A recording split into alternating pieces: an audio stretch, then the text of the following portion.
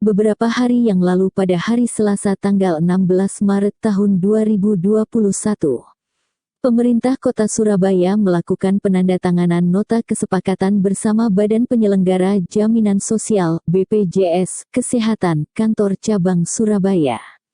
Penandatanganan ini terkait kerjasama program Jaminan Kesehatan Semesta atau Universal Health Coverage untuk warga Kota Surabaya. Wali Kota Surabaya, Eri Cahyadi mengatakan, penandatanganan nota kesepakatan bersama ini untuk memastikan bahwa saat ini pendataan warga Surabaya pemegang jaminan kesehatan yang masuk sudah mencapai 90% lebih. Dengan demikian, maka ke depan seluruh warga Surabaya secara otomatis apabila ingin mendapatkan layanan kesehatan cukup menggunakan KTP. Wali Kota Surabaya Eri Cahyadi juga menjelaskan, bahwa dalam program Universal Health Coverage itu sendiri, apabila pemegang jaminan kesehatan pada sebuah kota sudah mencapai 95%, maka warga yang sakit cukup menunjukkan KTP untuk mendapatkan layanan kesehatan. Di sisi lain, program ini juga untuk memastikan masyarakat mendapatkan akses pelayanan kesehatan tanpa harus menghadapi kesulitan finansial. Sehingga untuk mendapatkan layanan kesehatan, warga KTP Surabaya tidak perlu lagi menggunakan surat keterangan miskin, kata Wali Kota Surabaya Eri Cahyadi. Wakil Ketua DPRD Surabaya Reni Astuti menyambut baik program Jaminan Kesehatan Semesta atau Universal Health Coverage untuk warga Kota Surabaya yang dilakukan Wali Kota Surabaya Eri Cahyadi. Usai rapat paripurna ditanya awak media terkait program tersebut warga yang sakit cukup menunjukkan KTP, Reni Astuti mengatakan. 2 menit saja, Wali Kota kan kemarin sudah mengumumkan warga Kota Surabaya per April yang sakit KTP. Apa pendapat Bu Reni? Saya kira itu kebijakan yang solutif ya, karena memang itu yang selama ini juga kita harapkan. Gitu. Jadi ada problem yang sering kita temui di masyarakat adalah ketika dia itu kondisinya tidak sakit, ketika dia kondisinya sakit dan ingin mendapatkan pelayanan di fasilitas kesehatan, apakah itu di rumah sakitnya Pemkot atau rumah sakit yang bekerja dengan BPJS ya di tempat lain, itu ketika dia tidak terdaftar di BPJS ya, kemudian dia juga tidak masuk dalam MBR itu pasti sulit. Gitu. Sementara proses kesehatan itu kan harus segera, gitu, harus segera sehingga kemudian menimbulkan persoalan akhirnya dia masuk umum kemudian nggak bisa bayar, kemudian dia keluarganya bingung, gitu ya, akhirnya harus biaya harus kesana kemari nyari, gitu. Kemudian sementara dia keluarga yang tidak mampu. Nah kemudian juga dia harus ada syarat SKTM ya, itu juga butuh proses, ada birokrasi yang ya kadang cepat, kadang juga ada masih belum dan sebagainya. Jadi sementara orang itu kan lagi kondisi susah, orang keluarga lagi susah, tentu kita harapkannya adalah pelayanan yang cepat dan pelayanan yang mudah. Kebijakan ini saya kira kebijakan yang bagus, saya sangat mendukung dan ini kebijakan yang solutif ya. Tinggal sekarang adalah bagaimana kita menyiapkan agar kebijakan ini benar-benar bisa terimplementasi. Oleh karena itu harus ada perwali yang dilakukan direvisi. Jadi harus ada perubahan revisi perwali dulu. Ya ada perwali. Jadi kebijakan ini harus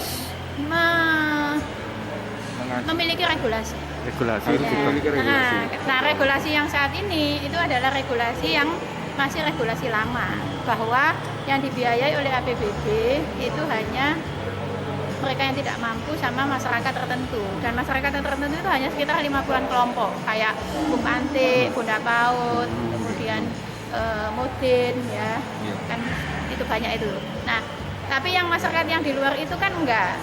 Nah kalau sekarang kan kebijakannya adalah siapapun warga Surabaya selama dia mau kelas 3 ya dia bisa dengan KTP itu dia langsung bisa dilayani. Artinya nanti dia juga akan menjadi peserta kan, bahasanya itu kan bisa menjadi peserta, atau mungkin prosesnya nanti ditanggung dulu sama Pemkot ya, atau preminya nanti kedepannya dibayar oleh pemerintah kota. Bisa disebutkan Bu perwalinya berapa Bu? Perwali 59. Jadi perwali 59 tahun 2020 itu harus direvisi. Harus direvisi segera. Kalau memang April mau dijalankan, saya kira ini ada waktu ya, supaya kemudian direvisi, supaya kita punya pijakan regulasi yang kuat. Ini kebijakan yang bagus, tentu peranata regulasinya juga harus disiapkan. Nah kemudian yang selanjutnya, kalau kita bicara pelayanan kesehatan, itu persoalannya dua. Yang pertama adalah kepesertaan, yang kedua adalah pelayanan kesehatan di Vaskes. Nah, kalau yang terkait dengan kepesertaan ini sudah tersolusi dengan ini. Ini sudah tersolusi nih orang. Semua sudah menjadi peserta BPJS. Selama dia mau kelas 3, dia akan dibiayai oleh Pemkot dengan hanya menunjukkan KTP Surabaya. Akan terlayani, kan begitu. Ya, tapi hal yang kedua yang harus juga mendapatkan perhatian dan saya kira ini harus terus kita sama-sama bantu ya, sama-sama kita kawal adalah pelayanan kesehatan. Kita sering mendapatkan informasi bahwa orang kalau pakai status BPJS durung waras, wis dibilang 3 hari ngono kok wis wongon mulai malah durung waras dan sebagainya. Itu laporan-laporan di bawah seperti itu. Nah, ketika diruntut karena apa? Karena klaim BPJS ke rumah sakit itu macet. Sementara rumah sakit itu juga membutuhkan dana operasional untuk menggaji, untuk membelikan alat kesehatan alat kesehatan dan sebagainya, kan begitu. Oleh karena itu kita berharap pelayanan kesehatan pun nantinya bagi peserta yang pemegang BPJS kelas 3 ini itu juga terlayani dengan baik. Jangan sampai kemudian persoalan-persoalan yang masih ada itu masih tetap saja ada. Yang saya termasuk pada SDM-nya. Ya, betul. Bukan gratis, saya terima aja. Nah, itu yang saya kira juga harus terus ya. Ini harus diperkuat. Jadi sistem kesehatan masyarakat, layanan kesehatan masyarakat ini harus disiapkan. Jadi kalau saya tuh mengusulkan ada namanya sistem informasi manajemen kesehatan. Bentuknya, jadi nanti akan terpantau sistem itu. Dinas Kesehatan akan bisa memantau mana warga Surabaya ke Vaskes mana yang di sana dilayani tidak baik. Itu harus bisa terlaporkan.